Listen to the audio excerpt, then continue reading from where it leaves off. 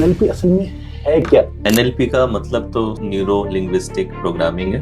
जब NLP first time पता चली उससे पहले आपका स्टेट ऑफ माइंड कैसा रहता था? स्टेट ऑफ माइंड ऐसा था कि मैं अगर जो मेरी पर्सनालिटी थी, एक तो मैं बहुत ही इंट्रोवर्ट रहा हूँ, तो अब शुरुआत में मुझे बड़ा अंडर कॉन्फिडेंट महसूस होता था, सेल्फ एस्टीम थोड़ी डाउन रहती थी। आपने कहाँ से सीखी एनएलपी? एनएलपी मैंने सबसे पहले एक पाठक जी थे उनसे सीखी, बेंडलर साहब से सीखी। इस पॉडकास्ट को कोई भी देख रहा है और वो डिप्रेशन में, नेगेटिव स्टेट ऑफ माइंड में, अगर वो अपने आप को उस सिचुएशन से बाहर निकालना चाहते हैं, क्या टेक्निक है आपके पास में उसको डिप्रेशन से बाहर निकालने? आजकल लोगों को क्या ये ट्रेंड हो गया है कि थोड़ा सा डाउन फील कर रहे हैं, सैड फील कर रहे हैं, तो कहते हैं कि मैं डिप्रेस्ड हूँ। तो अगर हमारी कुछ ऐसी फास्ट पेनफुल मेमोरीज हैं तो एनएलपी की हेल्प से कैसे हम रिकवर कर सकते हैं? That every experience has a structure and structure can be altered. तो मॉडलिंग का कंसेप्ट क्या होता है? हाँ, मॉडलिंग में आप सिर्फ कपड़े और बाहरी चीजों को लोगों का कॉपी नहीं करते हैं, आप उसकी वैल्यूज को भी इंटीग्रेट करते हैं अपनी लाइफ। आप क्या सोचते हैं लॉ ऑफ अट्रैक्शन के बारे में? मैनिफेस्टेशन का मतलब क्या है? मैनिफेस्टेशन का बेसिक मीनिंग है वो प्रोसेस जिस प्रोसेस से आप अपनी डिजायर को एक टेंजिबल रिजल्ट में कन्वर्ट करते हैं। बड़ा गोल अचीव करना है तो मन को सेट करने का तरीका क्या है? पिछले 5 साल में सिर्फ 14 दिन ऐसे गए हैं जिस दिन मैंने कोई प्रोग्राम नहीं किया है। Only 14 days in 5 years। जब आपने कोई प्रोग्राम नहीं किया? सिर्फ 14 दिन ऐसे हैं जिस दिन मेरा एक भी प्रोग्राम नहीं था। नमस्कार दोस्तों, मैं हूं आपका दोस्त डॉक्टर हिम्मत भारद्वाज। कैसे हैं आप सब? उम्मीद करता हूं आप सब अच्छे से होंगे। साथियों, आज का जो हमारा पॉडकास्ट है वो एनएलपी की मास्टर क्लास है। एनएलपी क्या है, कैसे काम करती है? एक ऐसा साइंस है दोस्तों जिसको अगर आप समझ गए तो आप अपनी लाइफ में कैसी भी सक्सेस को अचीव कर सकते हैं। और एनएलपी के बारे में बात करने के लिए आज जो हमारे गेस्ट हैं वो है एनएलपी किंग। जी हाँ, जाने माने NLP coach YSR sir Yogendra Singh Rathore. तो मिलिए YSR सर से। YSR भाई, बहुत बहुत स्वागत है आपका THB पॉडकास्ट में। Thank you for having me. कैसे हैं आप? बढ़िया, बिल्कुल मस्त, मजे में। भाई, मेरा सबसे पहला सवाल तो आपसे यही है कि जो आप एनएलपी के किंग हैं, मतलब झंडे गाड़ रखे आपने एनएलपी में, तो ये एनएलपी असल में है क्या? ये कोई साइकोलॉजिकल ट्रिक है या इसका कुछ वैज्ञानिक कारण भी है, वैज्ञानिक आधार भी है? एनएलपी का मतलब तो सबसे पहले अगर देखें तो न्यूरो लिंग्विस्टिक प्रोग्रामिंग है। ठीक है। तो अगर तीनों वर्ड्स को अगर देखें तो न्यूरो का पहला वर्ड ये रिप्रेजेंट कर रहा है कि हम लोग लगातार एनवायरनमेंट से डेटा ले रहे हैं, इंफॉर्मेशन लेते हैं और उसको सेंसरी इनपुट के जरिए अंदर लेते हैं और उसके अराउंड एक मॉडल बनाते हैं, दुनिया का परसेप्शंस क्रिएट करते हैं। तो न्यूरो मीन्स आपके थॉट्स, आपका thinking process, your perception, your model of reality, आप दुनिया को किस तरीके से देख रहे हैं वो। देन लैंग्वेज का मतलब आप खुद से कैसे बात करते हैं और लोगों से कैसे कम्युनिकेट कर रहे हैं। तो ये जो कम्युनिकेशन है, ये कम्युनिकेशन आपको शेप कर रहा है। आप लगातार जिस तरीके से बात कर रहे हो, अगर आपकी बात ये है I am not enough, I am not worthy, I don't deserve success, what if I fail, if you are asking wrong questions, if you are talking to yourself in negative tone, तो वो tone आपको negatively programme करने लग जाएगी। आपके motivation, आपके emotional states, इन सबको control करेगी। और तीसरा पार्ट है प्रोग्रामिंग, मीन्स जो ऑटोमेटिक पैटर्न्स, बिहेवियर के, हैबिट्स के जो ऑटोमेटिक पैटर्न्स हैं। तो न्यूरो लिंग्विस्टिक प्रोग्रामिंग वो प्रोसेस है जिससे हम अपने परसेप्शन को शिफ्ट कर सकते हैं, अपनी इंटरनल लैंग्वेज को चेंज कर सकते हैं और ये करके हम अपने थॉट्स, अपने बिहेवियर्स, अपने इमोशंस, अपने फीलिंग्स को मास्टर कर सकते हैं।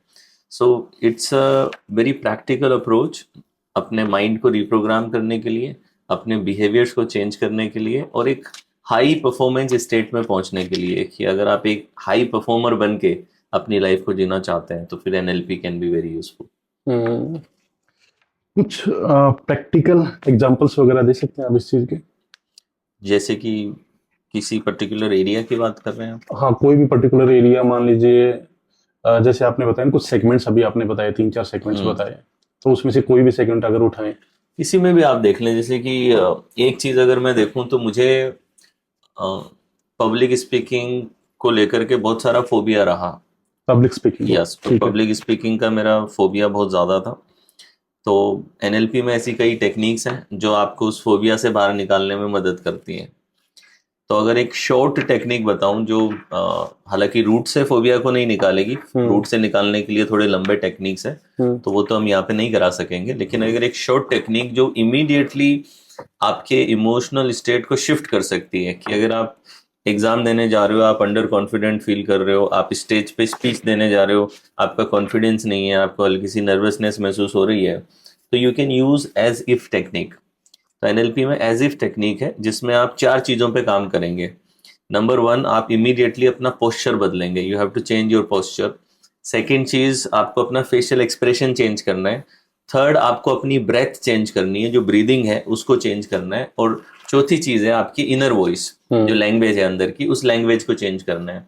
तो जैसे ही आप ये 4 चीजें चेंज करोगे, आप देखोगे कि आपकी इंटरनल स्टेट जो है वो चेंज हो जाएगी।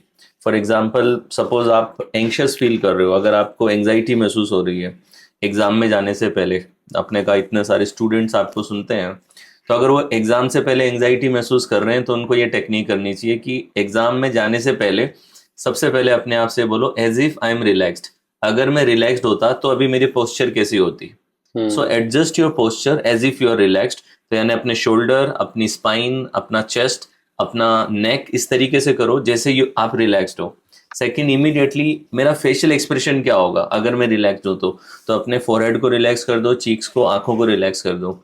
तीसरा स्टेप है अपनी ब्रेथ को डीप कर दो। अगर मैं अभी टोटली रिलैक्स्ड होता तो मेरी सांस कैसी होगी।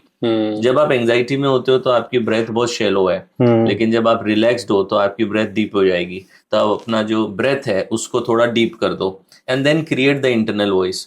चौथा step, my name is this and I am relaxed. अपना नाम लेते हुए my name is this and I am relaxed. Tone भी ऐसी रहनी चाहिए, बिल्कुल रिलैक्स टोन में बात करनी है अपने आप से, my name is this and I am relaxed. ऐसा 7 to 8 टाइम्स कर लो। So the moment you shift your posture, your breath, your facial expression and your inner voice, you will immediately shift your emotional state. तो जो आपका nervous system, sympathetic nervous system active था, यानी कि जो autonomic nervous system है हमारा, जो एंजाइटी के टाइम पे एक्टिव है, वहां से आप शिफ्ट होकर के पैरासिम्पैथेटिक में चले जाओगे, जो कि रिलैक्सेशन की स्टेट है आपके नर्वस सिस्टम की।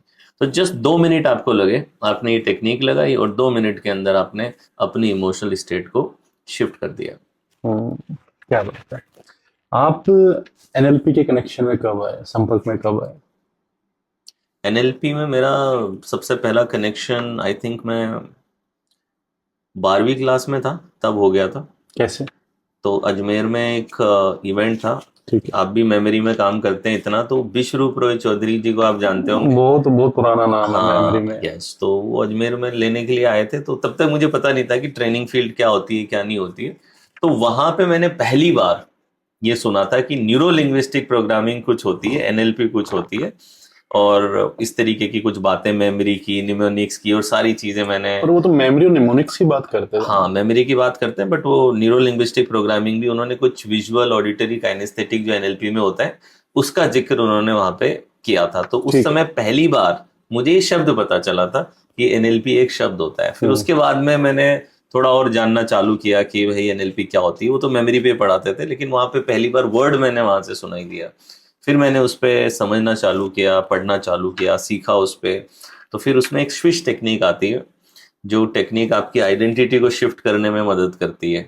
तो वो टेक्निक मुझे बहुत ज़्यादा हेल्प किया, मेरा जो पब्लिक स्पीकिंग का फोबिया था उस फोबिया से डील करने के अंदर। सो वो एक इवेंट के जरिए मुझे पता चली एनएलपी फर्स्ट टाइम। जब एनएलपी फर्स्ट टाइम पता चली, उससे पहले आपका स्टेट ऑफ माइंड कैसा रहता था? स्टेट ऑफ माइंड ऐसा था कि मैं अगर जो मेरी पर्सनालिटी थी, एक तो मैं बहुत ही इंट्रोवर्ट रहा हूँ, और प्लस जो मेरे पहले 5 साल थे वो गाँव में गुजरे थे। तो जो मेरी पहली फर्स्ट लैंग्वेज थी वो मारवाड़ी थी। तो मैं राजस्थान में एक छोटा सा गांव है रीचमालिया, वहां से आता हूँ। तो फर्स्ट 5 इयर्स गाँव में थे, तो पहला एक्सेंट जो था वो था। फिर अब हम अजमेर शिफ्ट हुए पढ़ाई करने के लिए। तो अब शुरुआत में मुझे बड़ा अंडर कॉन्फिडेंट महसूस होता था, सेल्फ एस्टीम थोड़ी डाउन रहती थी, बिकॉज हिंदी भी प्रॉपरली बोलनी नहीं आ रही है। तो आपको पहले तो हिंदी को 1 साल भर में प्रॉपरली उसको बोलना सीखा, उसका एक्सेंट को ठीक किया। तो इस तरीके से तो लो सेल्फ एस्टीम थी, कॉन्फिडेंस बहुत ज़्यादा डाउन था, थोड़ा शाय रहता था। Inspired of being a topper, मुझे क्लास में सवाल पूछने में दिक्कत होती थी कि मैं क्वेश्चन नहीं पूछ पाता था किसी टीचर से, कई बार आंसर पता हो तो भी मुझसे हाथ खड़ा नहीं होता था। आंसर पता है बट वो जो हाथ खड़ा करने में जो हेजिटेशन है वो हेजिटेशन रहती थी। अब प्लस ये स्टेज फोबिया, मैंने कहा सोशल एंजाइटी मुझे थी कि मेरे को ज़्यादा ग्रुप में ज़्यादा लोगों के बीच में रहना, I did not like it. तो वो भी एक चीज़ मेरे साथ में थी। सो एनएलपी ने काफ़ी मदद करी मेरी इन सभी इश्यूज से डील करने में। सो आज की डेट में उस एस्टीम इश्यूज को डील किया, डाउट को डील किया, देन उस फोबिया से बाहर आए। तो आज तो काम ही है, दिन में लोगों से मिलने का ही काम है, स्पीच देने का ही काम है। सही बात है। आपने कहाँ से सीखी एनएलपी? एनएलपी मैंने सबसे पहले एक पाठक जी थे उनसे सीखी, बेंडलर साहब से सीखी। तो काफ़ी सारे सोर्सेस रहे और मेन चीज़ मैंने खुद के इम्प्रोवाइजेशन बहुत किए हैं एनएलपी के अंदर, क्योंकि मैं पीएचडी हूँ साइकोलॉजी में, तो मैंने साइकोलॉजी के भी कुछ प्रिंसिपल यूज़ किए। तो मैं जो एनएलपी सिखाता हूँ वो जो बेंडलर साहब की ट्रेडिशनल एनएलपी है वो नहीं सिखाता हूँ। मेरी एनएलपी में आपको बहुत सारा थोड़ा अध्यात्म भी मिलता है, थोड़ी साइकोलॉजी भी मिलती है, तो थोड़ा अलग। जो ये लोग आपने कहा कि एनएलपी को इतना बड़ा मूवमेंट मैंने बनाया, इतनी बड़ी स्केल पे एनएलपी को कभी भी नहीं किया गया। सही बात है। तो हर महीने 5,000 लोग मुझे वेबिनार पे सुन रहे हैं, every month 5,000 people are attending, वो भी एनएलपी जैसे टेक्निकल सब्जेक्ट के लिए। बिल्कुल ऐसा बिल्कुल। कभी नहीं हुआ था। एनएलपी में जनरली लोग 40, 50, 100 इस तरीके की गैदरिंग्स एनएलपी में रहती थी। मास लेवल पे नहीं माना जाता था एनएलपी को, but I connected NLP with people कि जो लोगों की प्रॉब्लम है, कि लोगों को ओवर थिंकिंग का प्रॉब्लम है, प्रोकेस्टिनेशन का प्रॉब्लम है, सेल्फ डाउट मेरी तरह इतने सारे लोगों को है, कि कई ऐसे लोग मैंने देखे जिनमें पोटेंशियल है लेकिन फिर भी वो उस पोटेंशियल के होने के बावजूद अपने लक्ष्य तक नहीं पहुंच पा रहे हैं। सो उनके डाउट जो है वो उन्हें रोक रहे हैं, जैसे मुझे रोक रहे थे। तो जब मैंने अपने ब्लॉकेजेस क्लियर किए, डाउट्स क्लियर किए, सो आई थॉट कि I should not promote it as a subject कि एक एनएलपी है, वैसे नहीं, I promote it as a self coaching tool. कि एनएलपी कोई सब्जेक्ट नहीं है, ये एक खुद को कोच करने का टूल है। बिकॉज आज आप थेरेपिस्ट के पास जाएंगे, कोचेस के पास में जाएंगे, मुझे से किसी साइकोलॉजिस्ट के पास में आएंगे, तो हर बार मुझे मिलने की एक मोटी फीस है जो आपको देनी पड़ेगी। सही बात है। लेकिन आप हर चीज के लिए हर बार थेरेपिस्ट या साइकोलॉजिस्ट के पास जाएंगे भी नहीं। अगर आपका इश्यू इंटेंस है तो आपको डेफिनेटली प्रोफेशनल हेल्प लेनी पड़ेगी। लेकिन थोड़े बहुत इमोशनल डिस्टर्बेंसेस हो, प्रोकेस्टिनेशन हो, ओवर थिंकिंग हो, कोई डिसऑर्डर नहीं है लेकिन जस्ट कुछ इमोशनल इश्यूज हैं, तो ऐसी स्थिति में आपके पास में कोई तो टूल हो खुद से मैनेज करने का, कोई तो टेक्निक्स हो कि जो आप खुद से मैनेज कर सकते हैं और उस इश्यू में से बाहर आ सकते हैं। तो that's why I started teaching NLP as a self coaching tool. कि आपको, आप स्विमिंग सीखते हो, आप कार चलाना सीखते हो, तो वैसे ही आपको एनएलपी सीखनी चाहिए ताकि आप अपने इमोशंस और थॉट्स को एक बैलेंस वे में रेगुलेट करते हुए चल सकें। जो भी आपकी ऑडियंस आती है, जो भी आपकी ट्रेनिंग प्रोग्राम्स अटेंड करती है, क्या क्या बड़े शिफ्ट, क्या क्या बड़े चेंज देखे आपने? चेंजेस, क्योंकि मेरा काम मोस्टली मेंटल वेलनेस का है। कैसे लोग आते हैं आपके पास अटेंड करने के लिए? तो मेरा जो मेन एनएलपी की एप्लीकेशंस लीडरशिप में होती है, हाई परफॉर्मेंस में होती है, वेलनेस में होती है। तो जो मेरा कोर एरिया है वो है मेंटल वेलनेस का, because of my psychology background. So मेरे पास जो ज़्यादा लोग आते हैं जिनको मेंटल हेल्थ इश्यूज हैं, या फिर प्रोकेस्टिनेशन है, ओवर थिंकिंग है, इमोशनल इश्यूज हैं, पास्ट की कोई बैड मेमोरीज हैं जो उन्हें परेशान कर रही हैं, कोई एडिक्शंस में वो पड़े हुए हैं, एडिक्शन से बाहर नहीं आ पा रहे हैं, डिप्रेशन से गुजर रहे हैं, या फिर कोई ब्रेकअप, हर्ट, किसी टॉक्सिक रिलेशनशिप में से गुजर रहे हैं। तो जो ये इंटरनल इनर वेलनेस से रिलेटेड जो इश्यूज हैं वो सबसे ज्यादा लोग भाई आपने ना बहुत बड़े बड़े इश्यूज की बात की, क्योंकि बहुत सारे लोग हैं जो डिप्रेशन से गुजर रहे हैं, बहुत सारे लोग हैं ऐसे जो टॉक्सिक रिलेशनशिप में फंस गए हैं, बहुत सारे लोग ऐसे हैं जो सेल्फ डाउट करते हैं। तो अगर एनएलपी से मतलब इतना बड़ा चेंज आता है तो एनएलपी बहुत जबरदस्त सिस्टम तो काम कर ही रही है। मान लीजिए अगर मैं इस पॉडकास्ट को कोई भी देख रहा है और वो डिप्रेशन में, नेगेटिव स्टेट ऑफ माइंड में, अगर वो अपने आप को उस सिचुएशन से बाहर निकालना चाहता है तो क्या टेक्निक है आपके पास में उसको डिप्रेशन से बाहर निकालने के लिए? सबसे पहली चीज तो ये कि जब तक आपको डायग्नोज ना हो जाए आप बोलना चालू ना करें कि ये मेरा डिप्रेशन है। आजकल लोगों को क्या ये ट्रेंड हो गया है कि थोड़ा सा डाउन फील कर रहे हैं, सैड फील कर रहे हैं तो कहते हैं कि मैं डिप्रेस्ड हूँ। तो पहली चीज तो सैडनेस और डिप्रेशन दोनों सेम नहीं है, ठीक है। सैड क्या है कि आप कुछ समय के लिए आपका मूड डाउन है, आप लो फील कर रहे हैं, लेकिन थोड़ी देर बाद आप वापस रिकवर कर जाएंगे। ठीक है। लेकिन डिप्रेशन क्या होता है? डिप्रेशन इज MDD बोला जाता है इसे, major depressive disorder. This is the technical clinical name. तो ये आपको है, ये तभी होगा जब आप किसी साइकेट्रिस्ट के पास में जाएंगे, साइकेट्रिक इवेल्युएशन आपका होगा, और जब आपका साइकेट्रिस्ट आपको टिक मार्क लगा दे कि आपको MDD है, डिप्रेशन है, तो ही उसको डिप्रेशन बोलें, तब तक आप उसे डिप्रेशन ना बोलें। ठीक है। सर मैं PhD हूं, तो मैं एज अ साइकोलॉजिस्ट मैं डायग्नोसिस नहीं कर सकता। तो अगर मैं आपको डिप्रेशन बोल रहा हूं कि आपको डिप्रेशन है, तो मतलब वो डायग्नोसिस नहीं है। डायग्नोसिस सिर्फ जो डॉक्टर है, जो साइकाइट्रिस्ट है, वही आपको डायग्नोज करके देगा।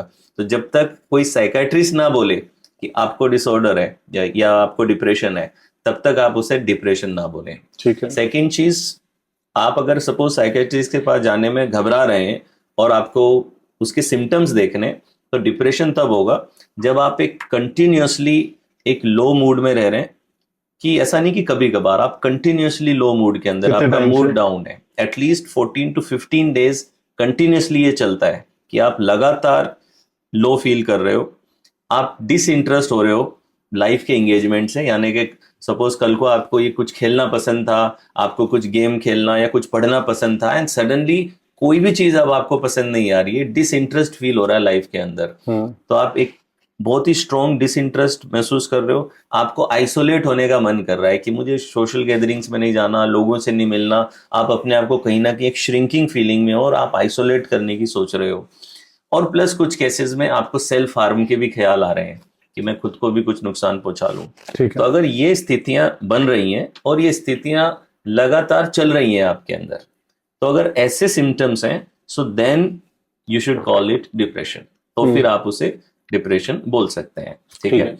और इसमें से बाहर आने के लिए कुछ प्रिवेंटिव चीजें जो लोग कर सकते हैं, वो ये कर सकते हैं कि नंबर 1 चीज जो उन्हें करनी चाहिए, ज्यादातर कई बार लोग बहुत सेडेंट्री लाइफस्टाइल जीते हैं। डिप्रेशन के कई कॉजेज हो सकते हैं, लेकिन जो आजकल बहुत कॉमन लोगों में चल रहा है वो है सेडेंट्री लाइफस्टाइल, कि मूवमेंट नहीं है लाइफ के अंदर, एक्टिविटी नहीं है, एक्शन नहीं है, और जो डाइट है वो बिल्कुल बेकार डाइट चल रही है, बिल्कुल जंक डाइट चल रही है।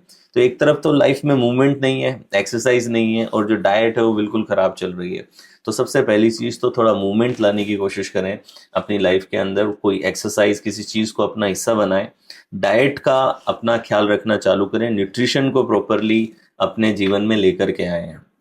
सेकेंड चीज, थोड़ा जो ग्रीनरी है, हम क्या डिजिटल वर्ल्ड में इतना ज्यादा घुस गए हैं ना कि हर समय डिजिटल वर्ल्ड में, मोबाइल की दुनिया में लोग घुसे पड़े हुए हैं। तो ऐसी स्थिति के अंदर जरूरी है कि थोड़ा आप माउंटेन्स में जाएं, थोड़ा ग्रीन जगहों पे जाएं, जो नेचर है प्रकृति के अंदर, क्योंकि हमारी बॉडी प्रकृति में रहने के लिए बनी है, ये वर्चुअल वर्ल्ड के लिए नहीं बनी है। तो थोड़ा सा प्रकृति में आप समय जरूर बिताएं। बाकी आप योगा कर सकते हैं, मेडिटेशन कर सकते हैं, आप थेरेपी कर सकते हैं साथ साथ में। वो थेरेपी आपको प्रोफेशनल हेल्प आपको मदद करेगी आपके थॉट्स को डिसॉल्व करने में, या फिर कोई पास्ट का इशू आप लेकर के बैठे हो तो उसको हील करने में। सो ये सब चीजों के कॉम्बिनेशन से आप इससे डील कर सकते हैं, इसमें आपको मदद मिलेगी। लेकिन जिसका मन ही नहीं कर रहा, वो डिप्रेशन में है, उसका मन ही नहीं कर रहा ये चीजें करने का, तो कैसे मोटिवेट करेंगे उसको, कैसे मन करेगा उसको ये चीज करने के लिए?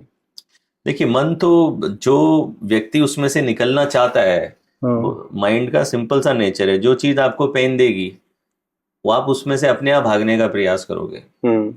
तो जो व्यक्ति निकलना नहीं चाहता, जिसमें विलिंगनेस नहीं है, उसको कोई हेल्प नहीं कर सकता।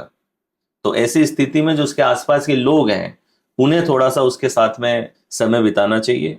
जो उसके आसपास के लोग हैं उन्हें उससे हेल्प करना चाहिए, क्योंकि अगर आप में खुद ही उत्साह नहीं है ठीक होने का, तो वो उत्साह आप में कोई नहीं दे सकेगा।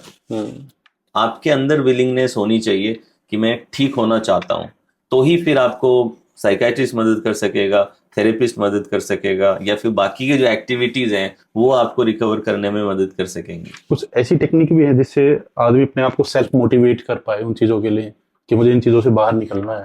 देखिए, सेल्फ मोटिवेशन के लिए एक तरीका यह है कि आप जो ब्राइट फ्यूचर है अपना, जो NLP में एक टेक्निक होती है फ्यूचर टाइमलाइन, तो फ्यूचर टाइमलाइन में हम अलग अलग फ्रेम्स बनवाते हैं। सपोज 2025 का फ्रेम कि क्या मैं अचीव करना चाहता हूँ, 2028 का फ्रेम, फिर जब मैं 100 साल का हूँ, जो मेरा 100 ईयर ओल्ड सेल्फ है वो कैसा दिख रहा है, क्या वो उसके चेहरे पे मुस्कान है, क्या वो फुलफिल्ड है लाइफ में जिस तरीके से मैंने लाइफ को जिया। तो अपना वो जो 100 ईयर ओल्ड सेल्फ है उसको भी अपनी फ्यूचर टाइमलाइन में देखो कि वो किस तरीके से फुलफिल्ड है या नहीं है, उसने पर्पस ड्रिवन लाइफ जी है कि नहीं जी है, वो मीनिंगफुल अपनी लाइफ को जिया कि नहीं जिया। तो वो पूरा फ्यूचर टाइमलाइन पे देखना, वो कहीं ना कहीं एक व्यक्ति के अंदर वो होपलेसनेस की जगह होपफुल फीलिंग लेकर के आता है।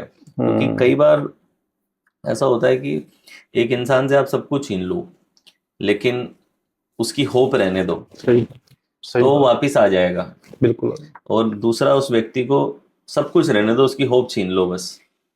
तो होप मतलब क्या कि आपको फ्यूचर ब्राइट दिख रहा है या फिर आप फ्यूचर देख पा रहे हो।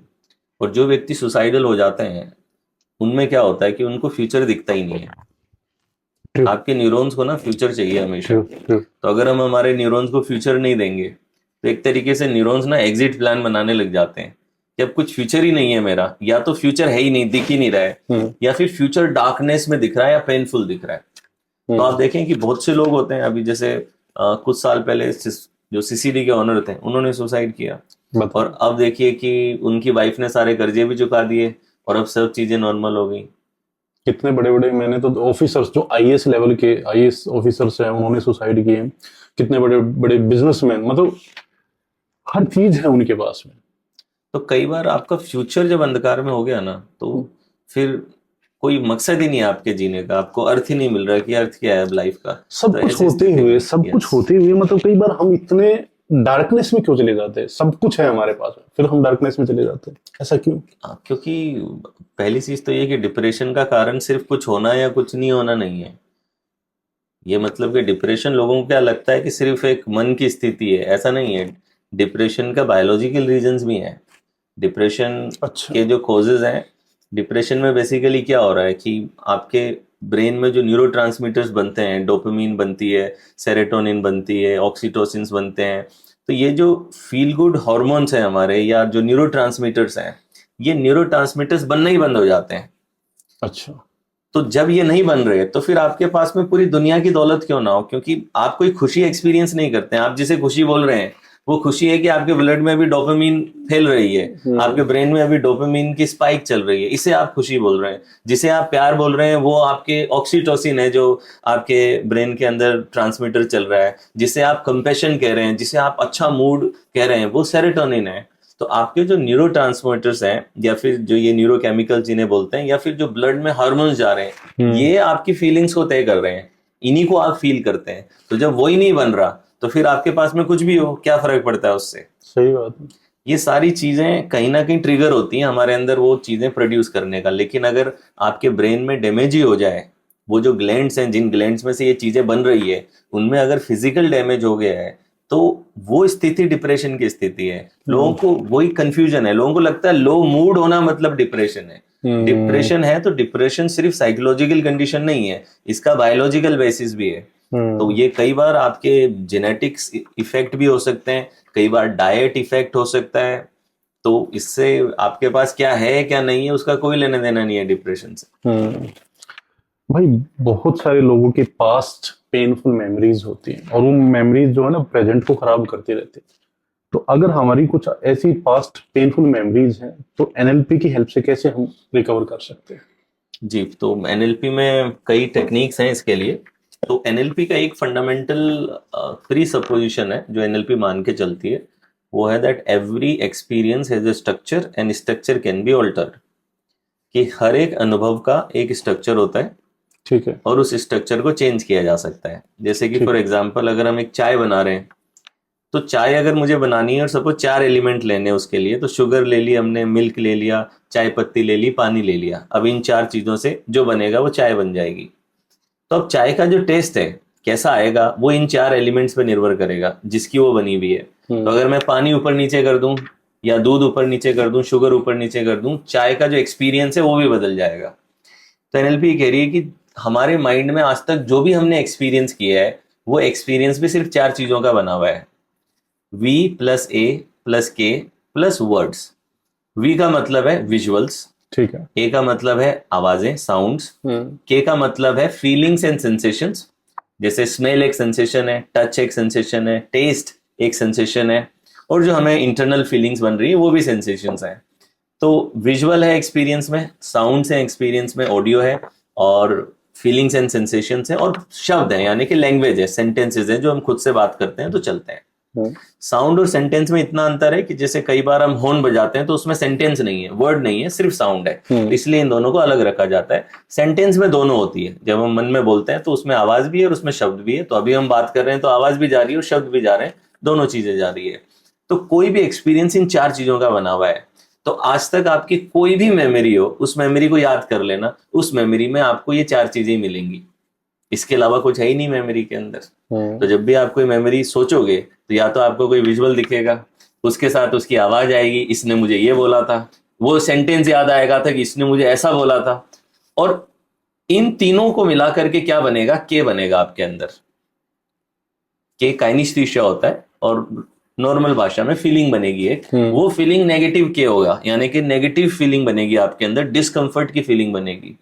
तो जिन मेमोरीज को याद करके पॉजिटिव के बनता है हम खुश होते हैं, जिनको याद करके नेगेटिव के बनता है हम उससे परेशान होते हैं। उसे हम गिल्ट बोल सकते हैं, कभी रिग्रेट बोल सकते हैं, कभी फोबिया बोल सकते हैं, कभी एंजाइटी पैदा कर सकता है वो, ये सारी चीजें होती हैं।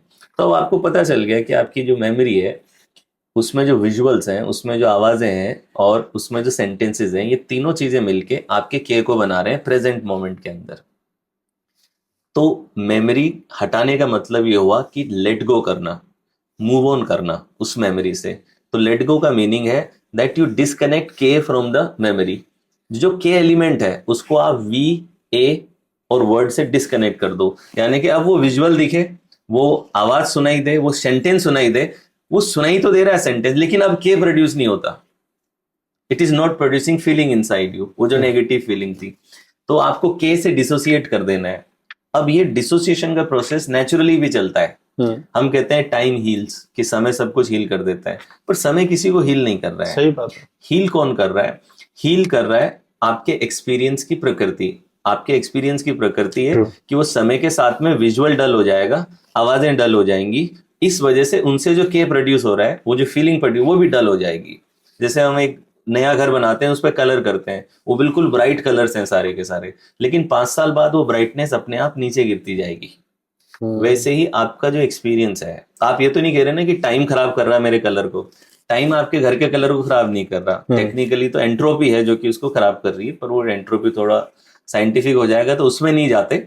लेकिन हमारे एक्सपीरियंस का नेचर है कि वो विजुअल और ऑडियो की क्वालिटी, जैसे एक पुरानी मूवी की क्वालिटी, रिकॉर्डेड वीडियो की क्वालिटी खराब होती है, वैसे आपकी भी मेमोरी की क्वालिटी अपने आप डाउन होती है। तो जब विजुअल डाउन हो गया, ब्राइटनेस डाउन हो गई, आपकी मेमोरी की आवाजें डल हो गई, तो अब उससे प्रोड्यूस होने के जो बन रहा है वो भी डल हो जाएगा। अब आपको इतनी फीलिंग आएगी नहीं। इसीलिए आपका 10 साल पहले जो ब्रेकअप हुआ था, वो उस समय 6-7 महीने आपको इतना बुरा फील करवा था, लेकिन अब आप उससे इतना बुरा फील नहीं करेंगे। शायद 8 साल पहले किसी की मृत्यु हुई, 6-7 महीने 1 साल आप बहुत परेशान रहे, अब शायद आप उन्हें याद करते हैं, मगर अब वैसा पेन आप महसूस नहीं करेंगे, क्योंकि वो जो वी ए और शब्द हैं वो डल हो गए हैं। लेकिन होगा क्या कि अगर मैं उस घर में हर महीने पेंट कराता रहूं वापस, तो अब वो घर पुराना नहीं होगा।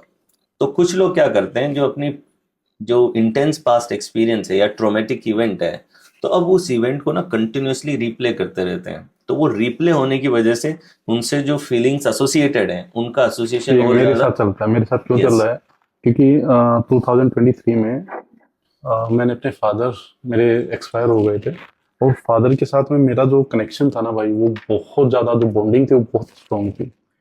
तो मुझे भी यही बोला गया कि समय के साथ चीज़ें, जैसे आप भी बता रहे, समय के साथ चीज़ें भूल जाओगे, आदत पड़ जाएगी। लेकिन अब जैसे जैसे दिन बीतते जा रहे हैं ना, वो चीज़ें, वो यादें मुझे ज़्यादा आ रही हैं।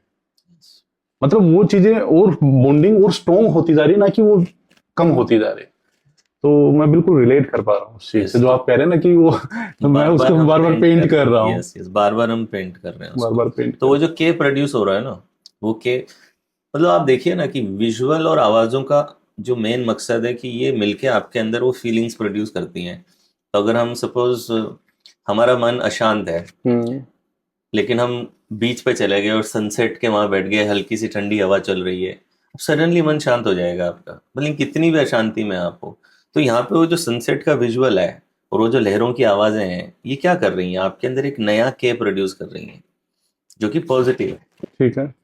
तो उस मेमोरी से अगर आपको डिसोसिएट होना है, हम्म। तो डिसोसिएट होने का तरीका है कि आप वो जो विजुअल है और वो जो आवाजें हैं, उनकी क्वालिटी को खुद से प्रयास करिए शिफ्ट करने का। कैसे? जैसे कि उस मेमोरी में जाइए, उस मेमोरी में जाकर के इमेजिन करिए कि उसमें जितनी भी आवाजें हैं, उन आवाजों को आप म्यूट कर रहे हैं। ठीक है। You just have to visualise कि जैसे टीवी को म्यूट करते हैं, हम्म। आप उसका जैसे वॉल्यूम जो है ना, वॉल्यूम धीरे धीरे गिरा रहे हैं और आवाजें बिल्कुल डल हो रही हैं। दूसरा आप करें, जो भी कलर्स दिख रहे हैं मूवी में, जितने भी कलर दिख रहे हैं, आप इमेजिन करें कि कलर जैसे कोई ब्राइटनेस कंट्रोल है आपके पास में, और इस मूवी के सारे कलर्स जो हैं वो आप धीरे धीरे ब्लैक एंड व्हाइट कर रहे हैं, कंप्लीटली ब्लैक एंड व्हाइट कर रहे हैं। और इसको अपने मन में देखने के बजाय थोड़ी दूरी पे देखें। ऐसा देखें कि सामने एक स्क्रीन है और उस स्क्रीन पे ये मेमोरी चल रही है, और मैं रिमोट से उसका वॉल्यूम डाउन कर रहा हूँ और मैं उसकी ब्राइटनेस करके उसको ब्लैक एंड व्हाइट कर दे रहा हूँ। तो आप जितनी बार उसको वॉल्यूम को डाउन करेंगे और उसको ब्लैक एंड व्हाइट करेंगे, आप देखेंगे कि उससे जो के प्रोड्यूस हो रहा है वो के डल होने लग जाएगा। एक तरीका तो ये है। दूसरा तरीका है रीफ्रेमिंग। रीफ्रेम का मतलब है कि हमारे अंदर कोई भी चीज इमोशन तब पैदा करती है जब हम उसके साथ में कोई मीनिंग अटैच करते हैं। Without meaning emotion can not exist. तो अगर अभी आप और हम यहाँ पे बैठे हैं और अगर मैं सपोज चाइनीज भाषा में आपको गाली दे दूं, तो आपके अंदर कोई इमोशन पैदा होगा क्या? नहीं। आपको तब तक इमोशन पैदा नहीं हो सकता जब तक कि आपको मीनिंग मीनिंग पता नहीं पता ना। चलेगा। सही बात। हाँ, आपको कॉग्निटिव लोड हो सकता है कि यार तुम क्या भाषा, कंफ्यूजन हो सकता है, but that is cognitive load आप एक्सपीरियंस करेंगे, बट इमोशन आपको नहीं आएगा। कंफ्यूजन आ सकता है, इरिटेशन हो सकती है, आप फ्रस्ट्रेट फील कर सकते हो कि क्या बोल रहा है मुझे समझ नहीं आ रहा, लेकिन जब तक आपको मीनिंग पता नहीं चलेगा तब तक वो जो एंगर का इमोशन है या हैट्रेड का इमोशन है, वो इमोशन पैदा नहीं होगा। तो हम कई बार इवेंट्स का जो मीनिंग है, उस मीनिंग को अगर हम बदल दें तो भी चीजें रिजॉल्व हो सकती हैं। जैसे कि फॉर एग्जाम्पल आपने भी फादर की डेथ का एग्जाम्पल दिया। जी जी। तो मुझे बहुत सारे लोग आते हैं जो ग्रीफ से गुजरते हैं, स्पेशली कोरोना के बाद मैंने देखा कि मेरे प्रोग्राम्स में ये कि किसी लव्ड वन को खो देने का जो दर्द है, उस दर्द से गुजरने वाले लोग बहुत ज्यादा उस पीरियड में आए। तो डेथ को आप कैसे रिफ्रेम कर सकते हैं, कि उसको एक नया मीनिंग कैसे दे सकते हैं? तो जब आप एक नए मीनिंग में देखेंगे तो यादें सारी रहेंगी, लेकिन अब वो यादें आपके अंदर दुख पैदा करने के बजाय आपके अंदर ग्रेटिट्यूड पैदा करेंगी। आपको सिर्फ इतना पूछना है अपने आप से, एक सवाल पूछना है अपने आप से कि अभी मेरे पास में चॉइस है कि जो भविष्य में उनके साथ नहीं बिता सकता, जो आने वाले साल जो मैं उस व्यक्ति के साथ में नहीं बिता सकूंगा, उन सालों को सोच के जो मैं नहीं बिता पाया, मैं आज दुखी रहूं, या फिर जितने साल मैंने बिता लिए उसका इस यूनिवर्स को धन्यवाद दूं कि इस ब्रह्मांड ने, उस भगवान ने मुझे मौका दिया ऐसे व्यक्ति से मिलने का, ऐसे व्यक्ति का पिता होने का या बेटा होने का, उसके साथ ये मेमोरीज क्रिएट करने का। वरना क्या चांसेस थे कि आप और वो मिलते? ये ब्रह्मांड 14 बिलियन ईयर्स पुराना है, अर्थ 4.5 बिलियन ईयर पुरानी है, लाखों सालों से ह्यूमन एवोल्यूशन चल रहा है, इतने सारे लोग हमारे पूर्वज सरवाइव करते गए, उसके बाद में सृष्टि में एक ऐसा पल आया जिस पल में इन दो लोगों को मिलाया गया और आपको मौका दिया गया कि आप वो खूबसूरत मेमोरीज साथ में क्रिएट कर सकें। और प्रकृति का नियम देखिए कितना प्यारा है कि इंसान के जाने के बाद भी आप उसे प्यार कर सकते हैं, उसके जाने के बाद भी मेमोरी डिलीट नहीं होती है। सोचें अगर सिस्टम ऐसा होता है कि जो पल बिताए वो सारे डिलीट हो जाते तो आप अभी भी उन्हें प्यार कर सकते हैं, आप अभी भी उनकी मेमोरीज को चेरिश कर सकते हैं, और आप एक कृतज्ञता का भाव रख सकते हैं, क्योंकि समय तो हम कितना भी बिता लें कभी भी हमें इनफ नहीं लगेगा, कम ही लगेगा। तो जो बिता लिया है उसके प्रति धन्यवाद रखें, एज कंपेयर टू जो नहीं बिता सके उसके बारे में परेशान होने के। दूसरा चीज, जिन्हें हम प्यार करते हैं, हमें ये सोचना चाहिए कि वो व्यक्ति हमारी खुशी का कारण होना चाहिए या हमारी दुख का कारण होना चाहिए। खुशी का। तो सोच के देखें कि अगर कहीं पे भी फादर की या जिन्हें भी हमने खोया उनकी प्रेजेंस है और वो अगर कहीं से भी अगर हमें देख सकते हैं, तो उन्हें क्या लगता होगा कि मैं हमेशा चाहता था कि ये मेरी वजह से खुश रहे और आज मैं ही इसके जीवन का सबसे बड़े दुख का कारण बना हुआ हूं. So that is not the justice that we are doing to the relationship. We should remember them as a love. We should remember them as gratitude instead of saying कि वो मैं साथ उसका जो regret है कि जो पल साथ नहीं बिता सके. तो the moment you shift, suddenly you are filled with gratitude. आपके अंदर एक कृतज्ञता का भाव है because now you change the meaning. उस इवेंट का मीनिंग आपने बदल दिया. भाई मुझे आपसे एक बात पूछनी है, अगर कोई टॉक्सिक रिलेशनशिप में फंसा हुआ तो क्या एनएलपी की हेल्प से वो उस टॉक्सिक रिलेशनशिप से बाहर आ सकता है? Yes, of course. कैसे? सबसे पहले तो it is important to identify what is the meaning of toxic.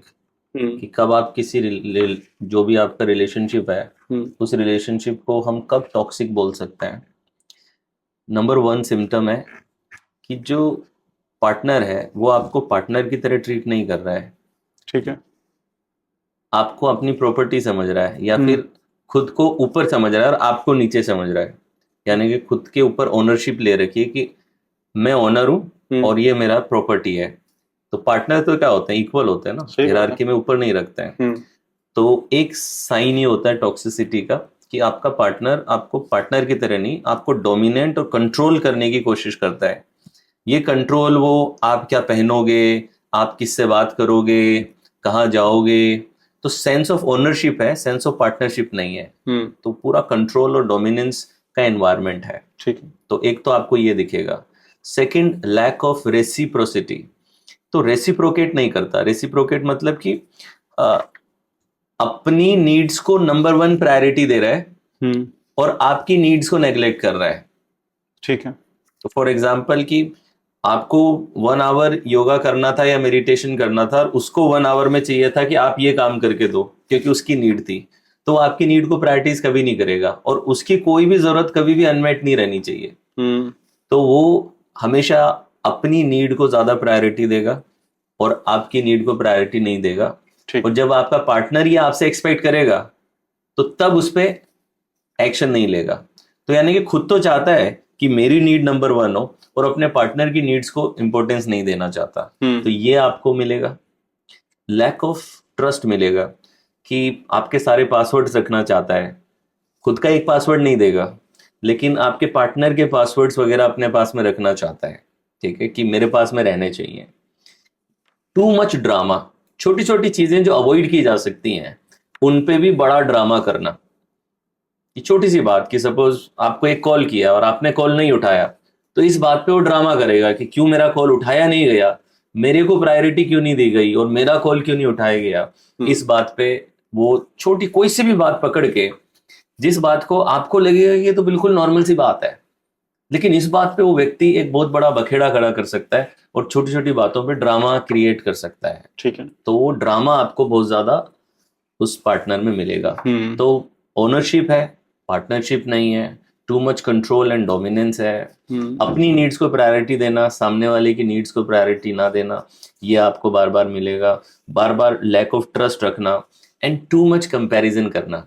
यानी कि एक टॉक्सिक पार्टनर हमेशा आपको दूसरे पार्टनर से कंपेयर करता रहेगा. देखो उसकी वाइफ को देखो वो किस तरीके से रहती है, उसके हस्बैंड को देखो वो किस तरीके से रहता है. तो आपको हमेशा कंपेयर किया जाएगा दूसरे पार्टनर्स के साथ में. तो too much comparison will be there. And one more aspect is that you will have fear of judgement. आप अपने, जब आपका पार्टनर टॉक्सिक है तो आपको हमेशा एक जजमेंट का डर रहेगा. अगर आपने कपड़ा पहन लिया तो आपको एक डर रहेगा कि यार उसको कैसा लगेगा, ये पहना मैंने, कहीं गुस्सा तो नहीं कर जाएगा. मतलब आप कंप्लीटली आप खुद को एक्सप्रेस नहीं कर सकते उस व्यक्ति के सामने. उस व्यक्ति की प्रेजेंस में आप अपलिफ्टेड फील नहीं करोगे. उस व्यक्ति की प्रेजेंस में कहीं ना कहीं आप श्रिंक्ड महसूस करोगे. उस व्यक्ति की प्रेजेंस आपको एक बर्डन की तरह लगने लगेगी, एक्सपेंसिव नहीं लगेगी. कि जैसे मैं एक होता है ना जो आपसे प्यार करते हैं उनकी प्रेजेंस में आप अपलिफ्टेड फील करते हो. सही बात. कि आप एक्सपैंड होते हो, आपका कॉन्फिडेंस बढ़ता है, आप खुले ओपन होने लगते हो. लेकिन टॉक्सिक पार्टनर होगा तो आप हमेशा ये रहेगा कि यार अब ये घुस गया है घर में, अब ये आ गया ऑफिस से घर के अंदर, अब ये गड़बड़ कर सकता है, अब ये फट सकता है. तो ये सारी चीजें अगर हो रही हैं तो वो एक तो रिलेशनशिप मतलब टॉक्सिक है। अब आप इस रिलेशनशिप को टॉक्सिक बोलोगे। हम्म। छोटा मोटा झगड़ा चलना, छोटा मोटा डिसएग्रीमेंट होना, वो तो हर घर छोटी में मोटी होते हैं। कॉन्फ्लिक्ट होना, ये सब चीजें नॉर्मल है। हम्म। तो ये सारी चीजें अगर हैं तो फिर आप इसे टॉक्सिक रिलेशनशिप बोल तो सकते अगर हैं। कोई पार्टनर ऐसा है तो कैसे निकले एनएलपी की हेल्प से? तो अगर कोई ऐसा पार्टनर है तो ऐसी स्थिति के अंदर एनएलपी में कई मेडिटेशंस तो होते हैं जो अपन यहाँ पे तो नहीं कर सकेंगे, थोड़े ठीक है। लंबे होते हैं इसलिए, लेकिन बेसिक तौर पे आप ये कर सकते हैं, you have to set up the boundaries. Oh. आपको अपने पार्टनर के साथ में बाउंड्रीज सेटअप करना जरूरी है। हम्म। फर्स्ट है कम्युनिकेट द बाउंड्रीज, सेकंड है कम्युनिकेट द एक्सपेक्टेशंस। तो कई बार क्या होता है कि हम अपने पार्टनर से कुछ एक्सपेक्ट करते हैं लेकिन उसे कम्युनिकेट नहीं करते। हमें लगता है कि मेरे कहे बिना ही बस ये समझ जाए, तो वो नहीं होना चाहिए। अगर आपकी रिश्ते में कुछ एक्सपेक्टेशन है तो उन एक्सपेक्टेशंस को खुल के कम्युनिकेट करो। और सेकंड चीज, बाउंड्री सेटअप करो। तो अगर आपका पार्टनर आपको कंपेयर कर रहा है तो क्लियरली कह दो कि आपके और हमारे कम्युनिकेशन में ये कंपैरिजन नहीं आएगा। I don't like when you compare me with other people. Clearly communicate the boundary. लोग क्या करते हैं कि लोग वो कंपेयर किया, गुस्सा करते हैं, नाराज होते हैं, लेकिन अपनी बाउंड्रीज को कम्युनिकेट नहीं करते हैं। क्योंकि उन्हें ऐसा लगता है कि, बहुत से लोगों को ऐसा लगता है, वो ना बोलने में हिचक होती है उन्हें। उन्हें हिचक होती है कि मैं अगर इस व्यक्ति को ये बाउंड्री दूंगी या मैं इसको बाउंड्री में रहने के लिए बोलूंगा तो कहीं ना कहीं मेरा प्यार कम हो जाएगा, कहीं ना कहीं ऐसा है कि मैं प्यार नहीं करता। ऐसा बिल्कुल भी नहीं है। Always remember this thing that selfish होना और सेल्फ केयर करना, दोनों में बहुत बड़ा अंतर है। तो जब आप अपने पार्टनर के साथ में बाउंड्री सेट कर रहे हो कि इस टोन में बात करना अलाउड है, इस टोन में बात करना अलाउड नहीं है, इस तरीके से मुझे ट्रीट किया जा सकता है, इस तरीके से नहीं किया जा सकता है, जब आप बाउंड्री कम्युनिकेट कर रहे हो तो it is not your selfish, you are just taking care of yourself. जैसे कि अगर बरसात हो रही हो और मैं रेनकोट पहन के चला जाऊं तो क्या मैं बरसात के अगेंस्ट हूं क्या? I am just taking care of my health. लेकिन आप अगर रेनकोट नहीं पहनोगे तो आप बीमार पड़ोगे। तो इसलिए बेटर है ना कि रेनकोट पहन लें, छाता ले लें, अपने आप को प्रोटेक्ट कर लें। तो बाउंड्रीज आपको प्रोटेक्ट करती हैं। तो सही बात है। Communicate boundaries. पहले सॉफ्टली कम्युनिकेट करो कि ये कंपैरिजन नहीं होना चाहिए। सेकंड चीज, रिश्ते में दोनों नीड्स को प्रायोरिटी मिलनी चाहिए। अगर तुम्हारी नीड्स इंपॉर्टेंट है, मेरी नीड्स भी इंपॉर्टेंट है। Communicate this thing clearly. पहले सॉफ्ट वे में, अगर सॉफ्टली बंदा नहीं मानता है तो बिकॉज कई केसेस ऐसे होते हैं कि अगर आपका पार्टनर नार्सिसिस्टिक है, उसमें अगर नार्सिसिस्टिक पर्सनालिटी डिसऑर्डर है, एनपीडी अगर उसमें है, तो वो कई बार आपकी बाउंड्रीज को रिस्पेक्ट नहीं करेगा। ये भी बहुत बड़ी समस्या है पूरे इंडिया की। यस। तो अगर एनपीडी है तो वो रिस्पेक्ट नहीं करेगा बाउंड्रीज को, तो फिर और स्ट्रांगली उन बाउंड्रीज को कम्युनिकेट करो। फिर भी अगर बंदे में विलिंगनेस नहीं लग रही है, then the best option is to get away from the relationship. क्योंकि कई बार क्या होता है कि हम समाज के डर से, हम अपने बच्चों के फ्यूचर को लेकर के इन सब चीजों से एक टॉक्सिक रिलेशनशिप में बने रहते हैं। लेकिन हमें ये नहीं पता, आज इवन रिसर्च ये कहती है कि अगर दोनों माँ बाप हमेशा लड़ते झगड़ते रह रहे हैं, उसका ज्यादा गलत असर पड़ेगा बच्चे पे एज कंपेयर टू माँ बाप अलग होकर के अलग रहने लगे। सो आप जिसे सोच रहे हो कि आप साथ इसलिए हो ताकि आपके बच्चों की हेल्थ अच्छी रहे, उल्टा बच्चों की हेल्थ खराब होने वाली है। उनकी अटैचमेंट स्टाइल, उनके रिलेशनशिप बनाने के तरीके फ्यूचर में बिगड़ जाएंगे आपको उस टॉक्सिक माहौल में देख करके, और आपकी अपनी मेंटल हेल्थ खराब होगी, वो तो होगा ही होगा। तो कम्युनिकेट बाउंड्रीज। आप बाउंड्रीज को कम्युनिकेट करें, number 1। Number 2, take professional help. किसी कपल थेरेपिस्ट के पास में जाएं और वहां पे जाकर के दोनों प्रोफेशनल हेल्प लें कि हमसे ये सॉर्ट आउट नहीं हो रहा है, हम कैसे सॉर्ट आउट करें। और किसी भी रिश्ते को तभी हेल्प किया जा सकता है जब दोनों में विलिंगनेस हो। थेरेपी में देखा गया कि एक पार्टनर ऐसा होता ही है जो जिसको ऐसा लगता है कि मुझे कोई हेल्प नहीं कर सकता, मेरे रिश्ते के बारे में मुझे कोई क्या ज्यादा बता देगा। दोनों अगर विलिंग है तो ही उस रिश्ते को बचाया जा सकता है। सिर्फ एक ही बंदा एफर्ट लगा रहा है तो उस रिश्ते को आप कभी टॉक्सिसिटी से बाहर नहीं ला सकोगे। ऐसी स्थिति में आपके लिए, उस बंदे के लिए, बच्चों के लिए यही अच्छा है कि आप अलग हो जाएं और खुशी से अपने जीवन को जिएं, ताकि वो टॉक्सिसिटी, वो जो पॉइजनस एनवायरनमेंट है, उस पॉइजनस एनवायरनमेंट से आप बाहर निकल सकें। भाई, अब तक की आपकी लाइफ की 3 सबसे बड़ी लर्निंग्स क्या क्या है? सबसे पहली लर्निंग अगर मैं कहूं तो वो ये है कि जो भी लिमिटेशंस हैं, वो लिमिटेशंस हमारे दिमाग के अंदर है। तो मतलब हमने अपने माइंड में बना करके रखी हुई है। तो जो मेरा पब्लिक स्पीकिंग का फोबिया है, या जो मेरी लो सेल्फ एस्टीम है, इवन जब मैं अपनी पहली किताब लिख रहा था तो मुझे लगता था कि मेरी वोकेबलरी नहीं है, मैं कैसे किताब लिख सकूंगा, बट आई ओवरकेम एवरीथिंग। तो फिर उसके बाद मुझे रियलाइज हुआ कि जो भी लिमिटेशन है वो एक्चुअली हमारे माइंड में ही हमने बाउंड्री बना रखी है। अगर उन लिमिटेशन को हम तोड़ेंगे तो हम ज्यादा बेटर तरीके से अपने आप को एक्सप्रेस कर सकते हैं। वो कहते हैं ना कि एक मछली को आप फ्लास्क में लो, अपने घर में एक फ्लास्क में डालो, तो वो फ्लास्क की दीवारों से टकराने के डर में अंदर अंदर घूमती रहती है। 6 7 8 महीने उसे उसमें रखो और फिर बाद में थोड़ी देर के लिए उसको बड़े तालाब में छोड़ दो, तो तालाब में भी कई घंटों तक, कई दिनों तक वो उतने से ही एरिया में घूमती रहती है, उसके बाहर नहीं जाती। तो यानी कि उसने एक लिमिटेशन बना ली है कि इसके बियॉन्ड मुझे लग सकती है। इवन एक कद्दू लो, आप कद्दू का बीज लो, उसे बड़े खेत में डालने के बजाय अपना घर का गमला लो, उसके अंदर डालो, तो आप देखोगे कि उसकी जो साइज है वो उतनी बड़ी नहीं बनेगी जितनी बन सकती थी। क्यों? क्योंकि बाहर एक एक्सटर्नल आपने लिमिटेशन लगाई है। वैसे ही मेंटल लिमिटेशंस भी हैं, वैसे ही फिजिकल बाउंड्री है, वैसे मेंटल बाउंड्रीज हैं जो हम अपने ऊपर लगाते हैं। तो एक चीज ये मेरे लिए बहुत ही इंपॉर्टेंट लेसन रहा मेरी लाइफ का, जब मैंने अपना डर को ब्रेक किया। सेकंड चीज जो मुझे लगती है ये है कि आप अपना पर्पस खोजें।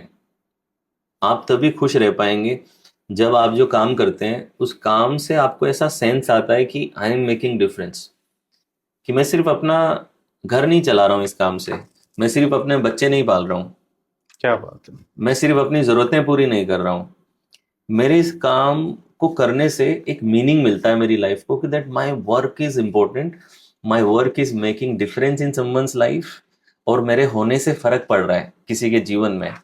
ये फीलिंग तभी आ सकती है जब आप अपने पर्पस से जुड़ के काम करेंगे। So having purpose in life, that is extremely important.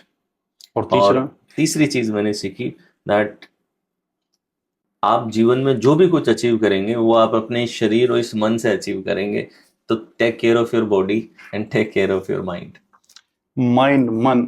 भाई मैंने लगभग 3.5 मंथ में लगभग 30 kg वेट लॉस किया है, ठीक है। और जनरली जैसे मुझसे पूछा जाता है कि भाई इतना वेट कम करने के पीछे सबसे बड़े कारण क्या रहे हैं जी, तो उसमें जो सबसे बड़ा कारण रहा है, डाइटिंग तो अपनी जगह है, लेकिन उस डाइटिंग को फॉलो कैसे किया मैंने, वो किया मन से, माइंड सेट को। मतलब हाँ, मन को कंट्रोल है ना। तो मैं आपका भी वो नजरिया जानना चाहता हूँ कि मन को कैसे सेट करें, माइंड को कैसे सेट करें। नहीं, अभी आपने जैसे ये पॉइंट बताया, तो इवन एक रोनाल्डो भी एक इंटरव्यू, बहुत फेमस इंटरव्यू है उनका, उस इंटरव्यू में वो कहते हैं कि मैं जो रूटीन फॉलो करता हूँ मैं दे दूंगा तुम्हें। सही बात है, सही बात। क्या तुम कर सकोगे? दैट इज, वो है मन की शक्ति। लोग समझते हैं मन की शक्ति कोई मैजिकल सी चीज है जो आप मतलब कि बैठ करके ऐसा कुछ सोच रहे हो जिससे आपने वजन गिरा दिया। यही तो मन की शक्ति है। मन की शक्ति का मतलब क्या है? मन की शक्ति का मतलब यह है कि जब आप जो आपका ब्रेन का पेन प्लेजर प्रिंसिपल है, जो बहुत ही फेमस प्रिंसिपल है, कि आपका माइंड का प्रकृति यह है कि जिस चीज से पेन मिले उससे दूर भागो और जिस चीज से प्लेजर मिले उसकी तरफ भागो। Avoid pain and get pleasure. मन की शक्ति होने का मतलब होता है कि आप इस साइकिल से बाहर आ जाओ। अब pain pleasure no more controls you. अब आप वो करते हो जो आपके लिए सही है। तो डाइट कंट्रोल करना, आपने अपने खाने के शौकीन थे आपने 3 महीने, अभी मुझे थोड़ी देर पहले डाइट बताई अपनी कि आप सिर्फ दाल ले रहे हैं, कुछ नहीं खा रहे हैं, कुछ नहीं। तो ये पेनफुल है ना, इसमें मजा थोड़ी आ रहा होगा आपको। तो आप इस पेन से गुजरने के लिए तैयार हो, यानी कि आप वो जो मन की प्रकृति है पेन प्लेजर की, उससे बाहर निकल चुके हो। आप जो कर रहे हो उसे आपका पेन और आपका प्लेजर अब कंट्रोल नहीं कर रहा है। और इसे अनुशासन कहते हैं, कि अनुशासन, डिसिप्लिन का मतलब ये है कि आपका माइंड डिसिप्लिन हो गया। इसका मतलब ये है कि आपका माइंड अब पेन और प्लेजर देख के काम नहीं करता। आपका माइंड ये देखता है कि मेरे फ्यूचर सेल्फ के लिए जो मैं गोल अचीव करना चाहता हूँ, जो व्यक्ति मैं बनना चाहता हूँ, वो व्यक्ति बनने के लिए अभी मुझे क्या करना है। अब इससे चाहे मुझे दर्द मिले, इससे चाहे मुझे प्लेजर मिले, ये मुझे फर्क नहीं पड़ता। I am still going to do it. मैं अभी भी इसे करूंगा। सो अपने एक्शंस को अपने फ्यूचर सेल्फ के साथ अलाइनमेंट में लाना, यही आपके मन की शक्ति है। जो ये कर पाता है वो हाई अचीवर बन जाता है, वो हाई परफॉर्मर बन जाता है। वरना मतलब कोई भी ऐसा व्यक्ति होगा कि आज की डेट में कि जो वेट लॉस इसलिए नहीं कर पा रहा क्योंकि उसे पता नहीं है कि कैसे करते हैं। सबको पता है, सबको पता है। सबको पता है ना। हाँ। तो वेट लॉस कैसे होता है सबको पता है। डाइट क्या फॉलो करनी है, आज चैट जीपीटी पे इंटरनेट पे आप डाल दो, 1 सेकंड में इंफॉर्मेशन आती है।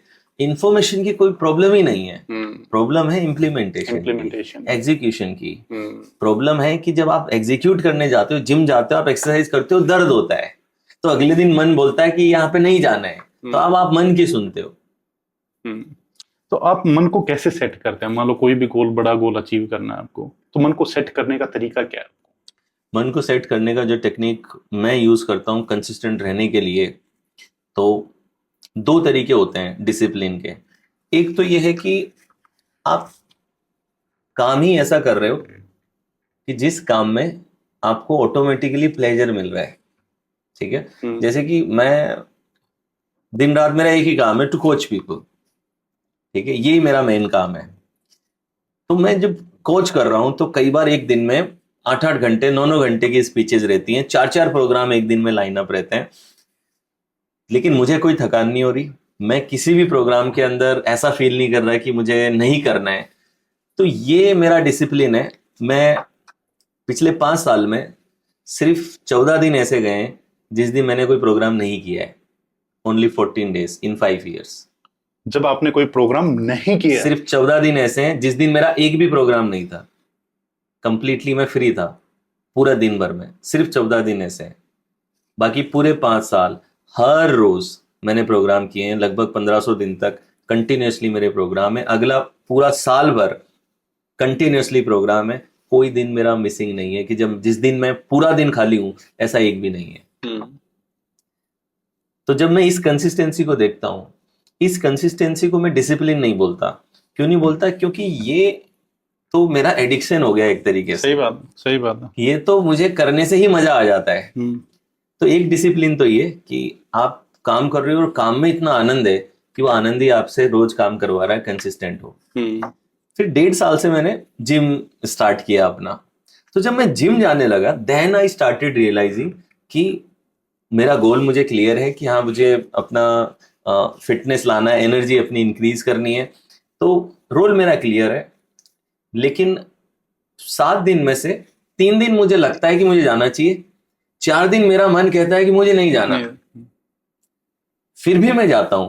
सो देन आई रियलाइज्ड कि डिसिप्लिन भी 2 प्रकार के हैं, कि जिम जाना मुझे इनहेरेंटली आनंद नहीं दे रहा है, क्योंकि मेरा गोल है कि मुझे हेल्दी रहना है ताकि मेरी एनर्जी कंसिस्टेंट रहे, मैं ज्यादा काम कर सकूं और फिट रह सकूं, तो इस वजह से मुझे ये करना पड़ रहा है। तो ऐसी स्थिति में मैं एक टेक्निक यूज करता हूं कि जब भी 1.5 साल से मैं जिम कर रहा हूं, लेकिन फिर भी आज भी हफ्ते में 2 या 3 दिन ही मेरा मन होता है, बाकी दिन सुबह लड़ाई चलती है मन के अंदर।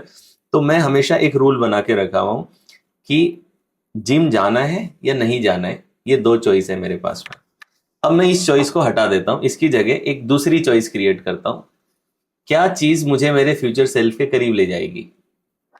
What will take me closer to my future self? Staying in the bed or going to the gym? So जाना या नहीं जाना, इस चॉइस को मैंने नकार दिया, क्योंकि ब्रेन जाने और नहीं जाने के साथ में पेन एसोसिएट कर चुका है ऑलरेडी।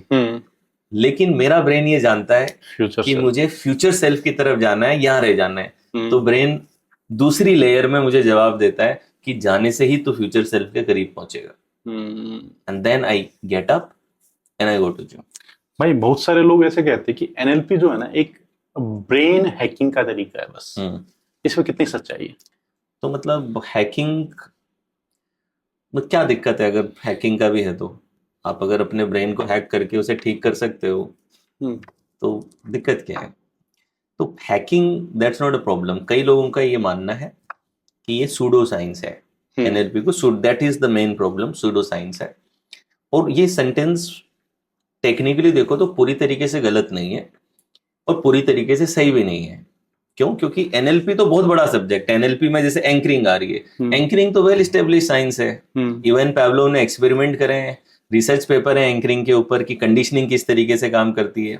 लैंग्वेज है, क्या हम जानते नहीं हमारे बिलीफ हमें कंट्रोल करते हैं? तो एनएलपी बिलीफ की बात कर रही है, तो क्या बिलीफ सूडो साइंस है? मतलब कि मैं अगर ये मान रहा हूं कि मैं सक्सेसफुल नहीं हो सकता, तो क्या मेरे एफर्ट फुल लगेंगे? वो ऑब्वियस सी बात है, वो मेरे एक्सपीरियंस में है कि मुझे पता है कि जब मैं अपने बिलीव्स को चेंज करता हूं तो मेरे एक्शन चेंज होते हैं, मेरे रिजल्ट चेंज होते हैं। अब आप इस बात को साइंटिफिकली प्रूव नहीं कर सकोगे। क्यों नहीं कर सकोगे? जैसे कि हम एक गोल सेटिंग का मेथड यूज करते हैं, स्मार्ट मेथड, स्पेसिफिक होने चाहिए, मेजरेबल होने चाहिए, पर क्या इसको मैं साइंटिफिकली प्रूव कर सकता हूँ? क्या लेबोरेटरी में इसको प्रूव कर सकता हूँ? नहीं कर सकता ना। तो सेल्फ डेवलपमेंट की बहुत सारी ऐसी चीजें हैं जो आपके एक्सपीरियंस में है, आपको पता है कि ये मेरे लिए वर्क कर रही है, लेकिन कई बार उनको हम लेबोरेटरी में उसको प्रूव करना, वो चीज नहीं कर सकते। तो जो सूडो साइंस वाला पार्ट है, बहुत सारे एनएलपी के पार्ट ऐसे हैं जो वेल एस्टेब्लिश साइंस हैं, जैसे कि एंकरिंग है, जैसे कि बिलीफ साइकोलॉजी है, पॉजिटिव साइकोलॉजी है कि आप अपनी लैंग्वेज को चेंज करेंगे तो वो आपके इंटरनल स्टेट्स को चेंज करेगी, जो आज पॉजिटिव साइकोलॉजी पूरा एक सब्जेक्ट है जो लोग पढ़ते हैं। तो ये तो बहुत सारी चीजें हैं। आज थेरेपिस्ट हैं, कोचेज हैं, इवन साइकोलॉजिस्ट हैं, साइकेट्रिस्ट हैं। आप इन सभी को, एनएलपी को एक प्रैक्टिकल वे में इंटीग्रेट करते हुए अपनी प्रैक्टिस में देखेंगे। सूडो साइंस ये कहाँ बन जाती है? सूडो साइंस वो इस कॉन्टेक्स्ट में बन जाती है, वेलनेस के कॉन्टेक्स्ट में, कि जहां पे लोग ये कहने लग जाते हैं कि एनएलपी से आप बाइपोलर ठीक कर सकते हो। एनएलपी से आप सपोज कि कोई डिसऑर्डर है, कोई एनपीडी डिसऑर्डर है, इस डिसऑर्डर को आप ठीक कर सकते हो, स्किज़ोफ्रेनिया को आप ठीक कर सकते हो। यहां पे ये सूडो साइंस हो जाती है। ये क्लेम सूडो साइंटिफिक क्लेम है कि एनएलपी डायरेक्टली किसी भी बीमारी को ठीक नहीं करती है। हर बीमारी के साथ में एक प्राइमरी पेन है और एक सेकेंडरी पेन है। प्राइमरी पेन क्या है कि आपको चोट लगी तो आपको दर्द हो रहा है, ये आपका प्राइमरी पेन है। अब इस प्राइमरी पेन के बारे में आपने सेकेंडरी पेन बनाया है, ये मेरे साथ ही क्यों हुआ, मैं कब ठीक होऊंगा, मैंने तो किसी का बुरा नहीं किया। ये जो आपने ऊपर ड्रामा बनाया है, साइकोलॉजिकल ड्रामा, एनएलपी उस लैंग्वेज, उस ड्रामा को डील करने में मदद करती है, और वो इनडायरेक्ट वे में आपकी हीलिंग में मदद होती है। क्योंकि आप जब सेकेंडरी पेन को हटा देते हो तो अब आपका नर्वस सिस्टम कम एंक्शस है। जब आप एंक्शस कम हो तो आपकी हीलिंग ऑटोमेटिकली इंक्रीज होती है। तो वो इनडायरेक्ट रिलेशनशिप है। लेकिन आई थिंक बहुत से लोगों के ये जो क्लेम, गलत क्लेम किए उन्होंने, उस क्लेम की वजह से आज कई जगहों पे इसे सूडो साइंस बोला जाता है। नहीं, बहुत सारे लोग ये भी कहते हैं एनएलपी की शुरुआत आई थिंक 1970 में हुई थी। हाँ, 70 में रिचर्ड बैंडलर का। हाँ, तो उस टाइम पे जो थेरीज, दो सिद्धांत बनाए गए थे, तो क्या वो आज के न्यूरो साइंस से मेल खाते हैं जो 1970 में बने थे? देखिए, जो नहीं खाते ना वो छोड़ भी दिए गए हैं। जैसे कि आप देखें कि एनएलपी का, सूडो साइंस का मेन क्या था, एनएलपी में एक वीएके की थ्योरी थी जिसमें वो बताते थे कि अगर आपकी आंखें इधर हो रही हैं तो आप झूठ बोल रहे हो, इधर जा रही है तो सच बोल रहे हो।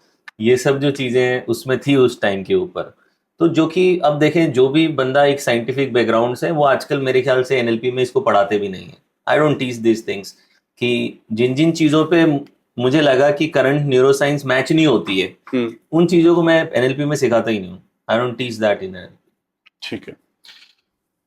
एनएलपी में एक कॉन्सेप्ट होता है, मॉडलिंग की बहुत बात होती है।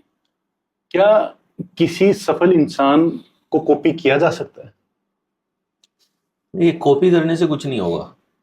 अमिताभ बच्चन का जो डुप्लीकेट है वो उसे कॉपी कर रहा है, कॉपी कर रहा है, तो क्या वो सफल बन गया?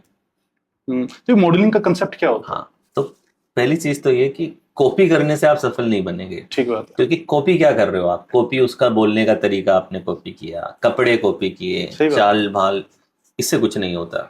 इंसान को सफल बनाती उसके इंटरनल स्टेट्स। 3 चीजें बहुत इंपॉर्टेंट है, उसकी आइडेंटिटी, उसकी सेल्फ इमेज, उसके वैल्यूज, उसकी कोर वैल्यूज क्या है, और उसके बिलीफ। ये 3 चीजें हैं जो कि उसे सक्सेसफुल बना रहे हैं। तो अमिताभ बच्चन के डुप्लीकेट में और अमिताभ बच्चन में ये 3 चीजों का अंतर है। तो उसके जैसे कपड़े पहन सकता है, उसके जैसा बाहर से दिख सकता है, लेकिन उसके अंदर वो आइडेंटिटी नहीं है जो अमिताभ बच्चन के अंदर है। उसकी कोर वैल्यूज वो नहीं है जो अमिताभ बच्चन की है, और उसके जो लाइफ स्ट्रगल, जो बिलीफ सिस्टम्स हैं, वो बिलीफ सिस्टम्स वो नहीं है। तो मॉडलिंग का मतलब क्या होता है कि मॉडलिंग में आप सिर्फ कपड़े और बाहरी चीजों को लोगों का कॉपी नहीं करते हैं, आप उसकी वैल्यूज को भी इंटीग्रेट करते हैं अपनी लाइफ में। तो अगर सपोज कि मैं अमिताभ बच्चन की वैल्यू क्या दिख रही है, मुझे मौका मिला उनसे मिलने का, मैं केबीसी में गया था तो मैंने अपनी किताब भी उन्हें गिफ्ट करी, और बिल्कुल वो जो एनर्जी उनकी, और बहुत पावरफुल व्यक्ति हैं। आई थिंक 80-83 साल की उम्र में, जो पूरा एपिसोड में मैं वहां पे था, फिर हम मिले उनसे, मेरी किताब मैंने गिफ्ट करी, और बोले वो कि मैं पढ़ूंगा। मैंने कहा आप मुझे उसका रिव्यू भी भेजिएगा। तो सारी बातें हुई हमारी। तो इतनी एनर्जी, तो वैल्यू में क्लियरली क्या है, हेल्थ वैल्यू में है, वर्क वैल्यू में है, हम्बलनेस वैल्यू के अंदर है, ग्रोथ वैल्यू में है। बिलीफ क्या है? Age is just a number, age सिर्फ एक नंबर है, क्योंकि जो एज को नंबर समझ रहा है वही 83 की उम्र में इतना एनर्जेटिकली काम कर सकेगा। बिल्कुल सही बात। तो उनके जो बिलीफ, उनकी वैल्यू झड़क रही है ना सामने। आइडेंटिटी क्या है कि yes I am a star, वो आइडेंटिटी है। तो आइडेंटिटी अंदर आज भी है। तो आज भी घर के बाहर लोग खड़े हैं, आते हैं हर संडे को। ऑलमोस्ट कहते हैं लोग 30-32 साल से हर संडे को आकर के उस पोडियम पे खड़े होकर के लोगों का हाथ दिखाते हैं। तो आप शाहरुख खान का जो टोन है वो कॉपी कर लोगे, लेकिन शाहरुख खान की आइडेंटिटी थोड़ी कॉपी कर रहे हो। तो मॉडलिंग क्या होती है कि मॉडलिंग में आप उस व्यक्ति की आइडेंटिटी को भी समझते हैं, उसकी वैल्यूज को भी समझते हैं, और उसके जो वैल्यूज हैं उनको इंटीग्रेट करते हैं, उनकी आदतों को इंटीग्रेट करते हैं। वो सब आप इंटीग्रेशन में लेकर के आते हैं। और मॉडलिंग कोई एनएलपी का कॉन्सेप्ट थोड़ी है। आपके हमारे एंशिएंट में गुरु और शिष्य क्या है? गुरु शिष्य की क्यों जरूरत है? तो हम गुरु क्या है? गुरु को मॉडल ही, रोल मॉडल मतलब क्या है? मॉडलिंग। कि आप रोल मॉडल किसको बना रहे हो? कि ये व्यक्ति जैसा मैं बनना चाहता हूं। That's why it is important to have a role model. आप कितने सक्सेसफुल बनेंगे अपनी लाइफ में, एक रोल मॉडल हो जाने से आपके न्यूरॉन्स को एक रेफरेंस मिला हुआ रहता है कि ये चेंजेस मुझे अपने अंदर लेकर के आने हैं, ये फीडबैक्स मुझे लेकर के आने हैं। That is what modelling is all about. आजकल ना सबकॉन्शियस माइंड की बहुत बात होती है, तो एनएलपी कैसे सबकॉन्शियस माइंड को प्रभावित करता है? मतलब आप देखें ना कि एनएलपी काम ही आपके ब्रेन पे कर रहा है, तो आप एक तरीके से आपके माइंड पे ही काम कर रहा है ना एनएलपी भी। तो सबकॉन्शियस माइंड क्या है? आपके टोटल 4 माइंड है कि एक तो कॉन्शियस माइंड है आपका। तो अभी हम जो जागृत अवस्था में बैठे हैं, बात कर रहे हैं, हमारे सेंसेस एक्टिव हैं, ये कॉन्शियस है, ठीक है। देन हमारा सबकॉन्शियस है। सबकॉन्शियस वो है जो कभी कॉन्शियस था लेकिन अब ऑटोमेटिक हो गया है, ठीक है। फिर तीसरा है अनकॉन्शियस। अनकॉन्शियस वो है जो हमेशा से अनकॉन्शियस था। जैसे आपने कार चलाना सीखा, तो आप पहले आप कॉन्शियसली सीखते हैं, फिर आप सबकॉन्शियसली चलाते हैं। सही बात है, ठीक है। लेकिन आपकी दिल की धड़कन हमेशा से अनकॉन्शियसली बीट होती थी। ऐसा नहीं था कि शुरू में आप ध्यान रख के चलाते थे और फिर अपने आप चल रही है। तो ये अनकॉन्शियस है। आपका ब्लड प्रेशर अनकॉन्शियसली हो रहा है, तो ये सारी चीजें अनकॉन्शियसली चल रही है। आप बॉडी का बैलेंस करना, ये सबकॉन्शियस चल रहा है।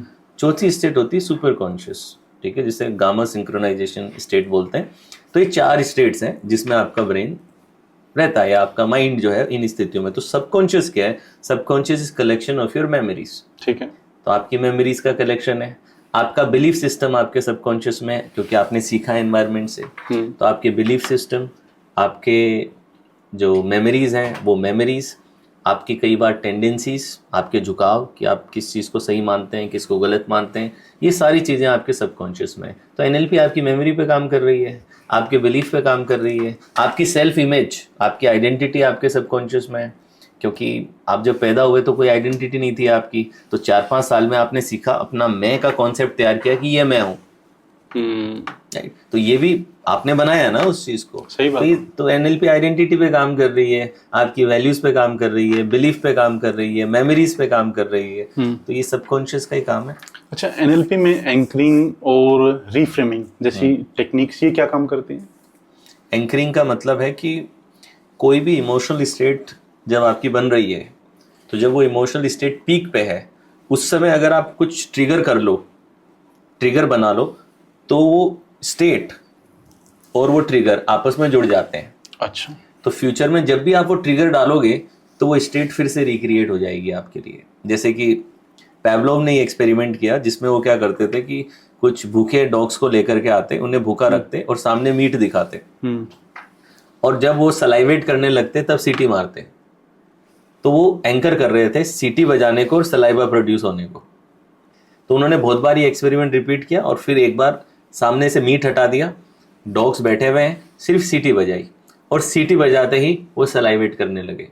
तो यानी कि उनकी जो सलाइवेशन की स्टेट थी और वो जो एंकर था, वो दोनों आपस में जुड़ गया।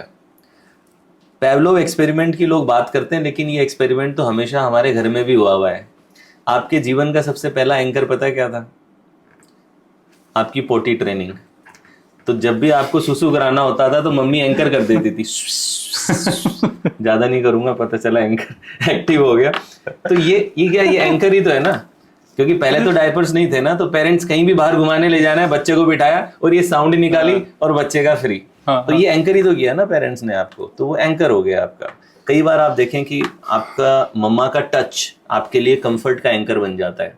तो सपोज आप कभी भी परेशान हो रहे हैं तो अगर आप मम्मी की गोदी में जाके सर रख दो एक बार, या फिर मम्मी का हाथ फिरवा लो थोड़ी देर के लिए अपने ऊपर, तो आप जैसे ही वो करोगे सडनली आपको कामनेस महसूस होने लग जाएगी, सडनली आपको कंफर्ट। क्यों? क्योंकि वो एंकर्ड है ना। आप पैदा भी हुए तो सबसे पहले आपको छुआया गया, टच हुआ आपका, उस टच के साथ में आपका नर्वस सिस्टम की जो पीसफुल और कंफर्ट की स्टेट है वो आपस में ट्रिगर्ड है, तो वो एंकर आपका लाइफ टाइम रहता है। मुझे एक चीज और पूछनी थी कि क्या एनएलपी की हेल्प से जो आदतें हैं, डर है, फोबिया है, क्या वो परमानेंट खत्म हो सकता है? यस, आदतें मतलब बिल्कुल हो सकती हैं। पुरानी आदतें खत्म कर सकते हो आप, नई आदतें बना सकते हो। और माइंड का जो काम है ना, देखिए माइंड का काम, लोगों का सबसे बड़ा मिसकंसेप्शन मैं आज आपको बताता हूँ कि आज आपने एक्सरसाइज करी, डाइट फॉलो करी, 30 किलो वेट लूज कर दिया, क्या आप ये कह सकते हो आपने परमानेंटली लूज कर दिया? नहीं, वो कंसिस्टेंसी रखनी पड़ेगी, वो मेंटेन करना पड़ेगा, करना पड़ेगा ना आपको। पड़ेगा कि आज आपने कह दिया कि ये मेरा टारगेट पूरा हो गया तो अब मेरा हो गया खत्म, और अब आप डाइट वापस लेने चालू कर दो, आप एक्सरसाइज फिर छोड़ दो, तो क्या होगा? वापस रीगेन, वापस आ जाएगा। सही बात है। तो जब शरीर में कोई एक स्थिति नहीं है कि ये परमानेंट स्थिति है, तो मन की कोई स्थिति परमानेंट कैसे हो जाएगी? लेकिन माइंड में लोगों को क्या लगता है कि अगर मैं एक बार, मेरे को ये स्थिति आ गई, ये स्टेट आ गई, तो इसका मतलब मैं हमेशा इस स्टेट में रहूंगा। जी नहीं, माइंड पे भी जैसे आपको शरीर पे लगातार, अगर आपको सिक्स पैक बनानी है तो आपने एक बार सिक्स पैक बना ली तो परमानेंट सिक्स पैक नहीं है। सही बात। वो अभी सिक्स पैक बनी है और अगर आप लगातार इसको फॉलो करोगे तो परमानेंट रहेगी। लेकिन लोग क्या करते हैं कि सपोज मैंने आपको कोई टेक्निक कराई और आपको उससे आराम मिल गया, अब वो छोड़ देते हैं, आगे नहीं करते हैं, आगे कुछ प्रैक्टिस नहीं करते हैं। अगर आप आगे प्रैक्टिस नहीं करोगे तो चांसेस हैं कि 6 महीने बाद, 7 महीने बाद वो वापस आ जाएगा। इस वजह से ऐसा है। So continuously you have to maintain. तो माइंड के साथ यही मिथ है लोगों के। माइंड का मिथ लोगों का क्या है कि अगर एक बार मेरे को माइंड में फर्क पड़ गया तो अब मैं हमेशा के लिए ठीक हो गया। ऐसा नहीं है, you have to maintain continuously. भाई आजकल ना एक कॉन्सेप्ट बहुत ज्यादा ट्रेंड कर रहा है, लॉ ऑफ अट्रैक्शन, मैनिफेस्टेशन, है ना। बहुत सारे कोचेस, ट्रेनर्स इसकी बात करते हैं। आप तो, मैंने बताया ना, आप तो खिलाड़ी आदमी, आप क्या सोचते हैं लॉ ऑफ अट्रैक्शन के बारे में? जी, अब लॉ ऑफ अट्रैक्शन को ही आजकल थोड़ा सा फैंसी नेम है, मैनिफेस्टेशन वर्ड की तरह यूज़ किया जाता है। तो पहली चीज़ तो मैं, जो भी ऑडियंस सुन रही है उन्हें कहूँगा कि ये कोई मिस्टिसिज्म नहीं है। कोई मैनिफेस्टेशन का मतलब कोई मैजिक हो जाएगा, ऐसा कुछ भी नहीं है। हालांकि बहुत से लोग इसे एक मैजिक की तरह प्रमोट करते हैं, कुछ लोग इंटीग्रेटेड ऑथेंटिक वे में भी करते हैं, मगर ज़्यादातर लोग इसे ऐसा समझते हैं कि जैसे कोई यूनिवर्स है, एक मशीन है यूनिवर्स, जिसमें आप अपनी डिज़ायर डालोगे और फिर उस मशीन में से यूनिवर्स आपको परोस करके आपका बंगला, आपकी गाड़ी और सब दे देगी। तो इस तरीके के आइडियाज़ लोग बहुत प्रमोट करते हैं। और ज़्यादातर लोगों को अगर बोले ना मैनिफेस्टेशन क्या है, तो वो एक ही बात करेंगे कि आप मन में सोचो और मन में सोचने से चीज़ आपको मिल जाएगी। ज़्यादातर लोगों के दिमाग में, ऑडियंस के दिमाग में ये है कि सोचने से मुझे कुछ मिल जाएगा, ये उनका थॉट प्रोसेस है। मगर मैनिफेस्टेशन का मतलब क्या है? मैनिफेस्टेशन का बेसिक मीनिंग है वो प्रोसेस जिस प्रोसेस से आप अपनी डिजायर को एक टेंजिबल रिजल्ट में कन्वर्ट करते हैं। तो जब आपकी कोई भी चीज डिजायर की फॉर्म में है तो वो फिजिकल फॉर्म में नहीं है कहीं ना कहीं, तो आप उस डिजायर को एक फिजिकल फॉर्म में लेकर के आ रहे हो। इनविजिबल से विजिबल की जो जर्नी है, इस पूरी जर्नी को मैनिफेस्टेशन कहते हैं। और इस जर्नी के स्टेप्स हैं। नंबर 1, आपके अंदर डिजायर पैदा होगी कि सपोज मुझे ये गाड़ी चाहिए, ये बंगला चाहिए, ये पद चाहिए, ये अचीवमेंट चाहिए, या इतना मुझे वेट चाहिए। तो आपके अंदर पहले डिजायर पैदा होगी। फिर डिजायर के बाद में आती इंटेंशन। इंटेंशन का मतलब है कमिटिंग टुवर्ड्स द डिजायर। हम हर डिजायर पे एक्शन नहीं लेते। दिन में हमें कई डिजायर होती है, लेकिन हम उस पर कमिट नहीं कर देते कि इस पे मैं कमिट करता हूँ कि मैं इस पे लगातार काम करूंगा और ये मुझे मटेरियलाइज करनी है। तो सेकंड पार्ट होता है कि डिजायर पे आपको इंटेंशन डालनी है, यानी कि आपने कमिट कर दिया डिजायर के प्रति that I am going to achieve this. अब थर्ड स्टेप है थॉट। अब आपको इंटेंशन पे थॉट डालनी है। थॉट का मतलब प्लानिंग, कि आप क्या एक्शन लोगे, आप किन किन स्टेप्स में आगे बढ़ोगे, क्या इसका सिस्टम है, उस सिस्टम को समझोगे। तो ये थॉट लेवल आ जाएगा। उसके बाद में अगला है you have to fill it with emotion. आपको इमोशनल एनर्जी में रहना है, कि यानी कि you should feel motivated to do the task, you should feel positive, क्योंकि अगर आप किसी काम को लेके नेगेटिव इमोशन रखोगे तो आप वो काम कर ही नहीं सकोगे। सही बात। तो यहाँ पे आपको पॉजिटिव इमोशंस रखने की जरूरत है, दैट आप हमेशा एक मोटिवेटेड फील कर रहे हो, आप में क्लैरिटी की फीलिंग है और आप मोमेंटम महसूस कर रहे हो उस चीज को पाने का। तो वो मोमेंटम अंदर महसूस करना वो बहुत जरूरी है। तो ये रोल है इमोशन का। उसके बाद में एक्शन। एक्शन कैसा? Aligned action. एक होता है फोर्स्ड और फियर बेस्ड एक्शन, कि वो एक्शन जो किसी डर में किया जा रहा है, वो एक्शन किसी दबाव में किया जा रहा है, ऐसे एक्शन से आप कुछ मैनिफेस्ट नहीं करेंगे, ऐसे एक्शन से सिर्फ आप सर्वाइव कर सकते हैं। तो एक्शन का नेचर, प्रकृति काम की ये होगी, कर्म की प्रकृति होगी जो फ्लो में है, अलाइनमेंट में है, यानी कि आपके अंदर से ही पैशन आ रहा है उस काम को करने का। तो ये आप होगा अलाइंड एक्शन। तो डिजायर पे इंटेंशन डाली, इंटेंशन पे थॉट और प्लानिंग डाला, उसके ऊपर इमोशन डाला, फिर इमोशन के ऊपर लगातार कंसिस्टेंट एक्शन लिया, और फिर एक और स्टेप आएगा, सिर्फ एक्शन ही नहीं, recalibration of the entire cycle. पूरी साइकिल को रिकैलिब्रेट करना। क्यों? क्योंकि जब आप एक्शन लोगे तो आपको फेलियर मिलेगी, आपको रिजेक्शन मिलेंगे। तो ये फेलियर रिजेक्शन क्या करेंगे? आपकी थॉट्स को नेगेटिव कर देंगे, आपके इमोशंस को नेगेटिव कर देंगे, जिससे कि आपकी डिजायर वीक पड़ जाएगी, आपकी इंटेंशन वीक पड़ जाएगी। तो अब आपको रिकैलिब्रेट करना आना चाहिए कि जब टफ टाइम आया तो you are able to heal yourself, you are able to stand again and you are able to recalibrate. अपनी फ्रीक्वेंसीज को आपने वापस रिकैलिब्रेट किया और वापस पॉजिटिव इमोशन, पॉजिटिव एक्शन में आप आ गए। तो जब ये साइकिल को आप कंटिन्यूसली रिपीट करते रहेंगे, कंटिन्यूसली कंसिस्टेंटली एक्शन लेते रहेंगे, तो आप वो चीज तक पहुंच जाएंगे जो आप पाना चाहते हैं। पूरा का पूरा प्रोसेस है और उसके साइंटिफिक स्टेप्स हैं। हाँ, और इसके अलावा और क्या तरीका है कुछ भी पाने का? इस दुनिया में आज तक किसी ने कुछ भी पाया है तो बताइए, इसके अलावा कौन सा तरीका है? इसके अलावा अगर कुछ पाया है आपने तो फिर आप उसे लॉटरी कह दें या एक्सीडेंट कह दें। सही बात है भाई। जो भी इस पॉडकास्ट को देख रहे हैं उनको क्या मैसेज देना चाहेंगे आप? जो भी इस पॉडकास्ट को देखें, सबसे पहले मैं ये ज़रूर कहूँगा उन्हें कि आप अपनी मेंटल हेल्थ को प्रायोरिटी दें। बिकॉज कई बार हम कुछ पाने के चक्कर में, वो अचीवर बनने के चक्कर में अपनी फिजिकल और मेंटल हेल्थ को बहुत ख़राब कर देते हैं, एग्जॉस्ट कर देते हैं, और फिर बाद में एंग्जाइटी आना, डिप्रेशन आना, और ऐसे ख़राब स्थितियों से इंसान को गुजरना पड़ता है।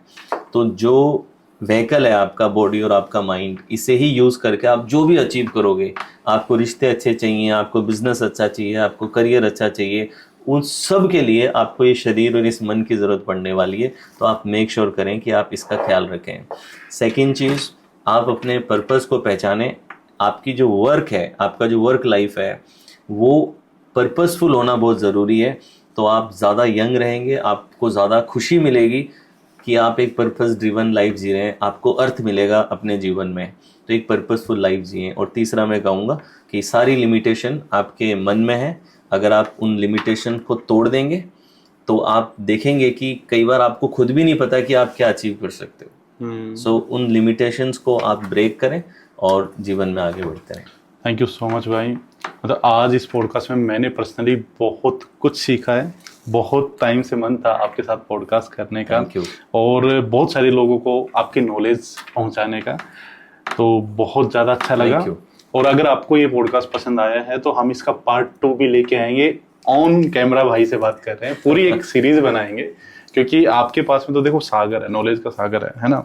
और जितना ज़्यादा ये फैलेगा उतना ही लोगों को मतलब अच्छी अच्छी बातें पता चलेंगी, अच्छी अच्छी नॉलेज पता चलेगी। Thank you so much. Thank you podcast पे आए। Thank you ji.